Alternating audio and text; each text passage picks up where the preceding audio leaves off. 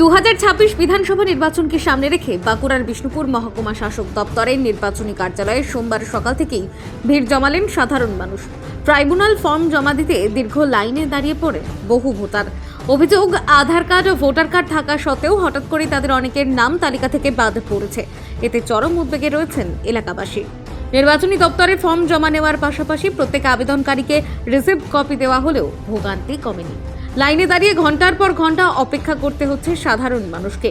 এদিন লাইনে দাঁড়ানো এক আবেদনকারী কাজী শামীম পারভেজ বলেন, সব যাবতীয় প্যান কার্ড, আধার কার্ড, ভোটার কার্ড সব যাবতীয় সবকিছুই আছে আমার কাছে, এবং আমার জমি জায়গায় দলিল পর্চা, যাবতীয় ডকুমেন্টস আমি যত সাবমিট করছি। এবার কি কারণে যে ডিলিটটা করেছে আমি সেটা জানি না। এর মারফতি হোক, আর আমাকে কোনো কারণে যে এই কারণে তোমার ডিলিট করেছে ডোমিসাইল সাথে।